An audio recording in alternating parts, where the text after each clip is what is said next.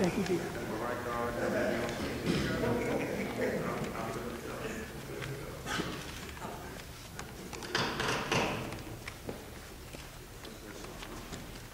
Good afternoon, everyone. Excuse me. I don't mean to interrupt such a festive gathering, but I just want to make sure I'm in the right place. Is this where there's a meeting to discuss a statue to honor one of the pioneers for equal rights in Philadelphia? Am I in the right place? You're in the right place. Okay. And are you Mayor Nutter? Yes, sir. Oh, let me come up there and shake your hand. You mean to tell me Philadelphia has a black mayor? Wow. Absolutely. Oh, listen, I'm going to shake your hand. It's an honor to meet you, sir. And I want to thank you and commend you for your leadership on this project, because this statue, it's not just about honoring a man, it's a testimony. A testimony to the foundational principle of this great nation, that all men are created equal. Absolutely. Now, I know you want to get on with the festivities, but I wonder if you could give me a few minutes just to formally introduce myself. Please do so. All right, thank you very much. My name is Octavius Valentine Catto.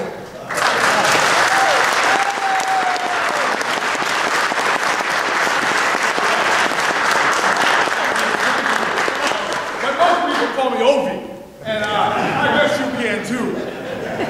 You know what? I'm a free man, born to free parents in Charleston, South Carolina in 1839.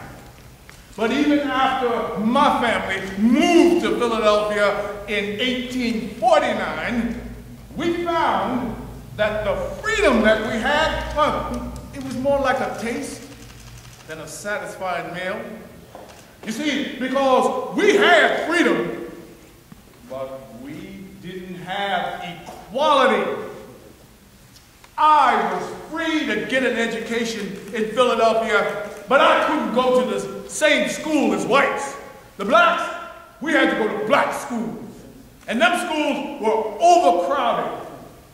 Unmotivated teachers, unskilled teachers, short on books, and just not as good as those whites-only schools.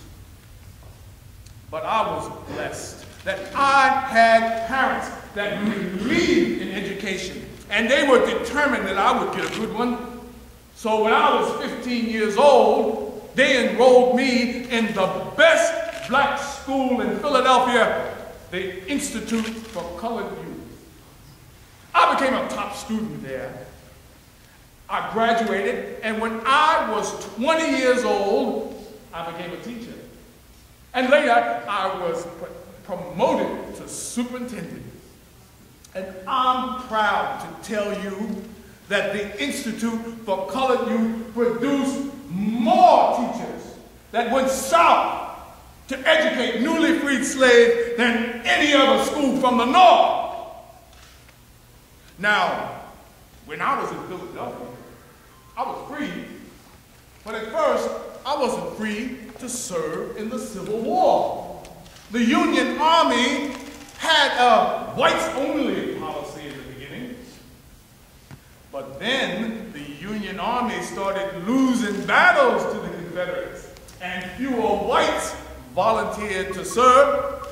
So at last, President Lincoln, he issued an order, enlist men of color.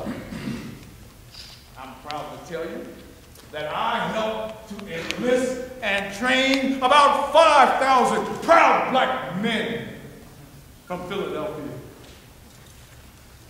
Now, after the Civil War ended, I was free to ride the horse-drawn streetcars here. Or so I thought. We weren't allowed to ride, even when we were yet wearing Union Army uniforms. But two black brothers and I, we met with lawmakers in the state capitol. And we won support for a new law that ended segregation on all public transportation that got passed in 1867. Now, I was free to play my favorite sport, yeah, baseball in Philadelphia. But I wasn't allowed to play in any of the city's leagues. But that didn't stop me. And it didn't stop other men of color from forming our own teams and our own league. When I was 27 years old, I became player coach of the Pythians. We only lost one game our first season. And so we decided, you know what? We're going to challenge a white team to take the field. And on September 3rd, 1869, a white team accepted our challenge. And that was the first time a black team and a white team shared the field. And it happened right here in Philadelphia. We lost the first game. But we defeated the next white team that accepted our challenge by 10 runs. After that, games between black teams and white teams became common. And you know what? Some white teams started to secretly sneak some light-skinned colors onto their teams. Now, I was free to vote in Philadelphia, but at the risk of my life.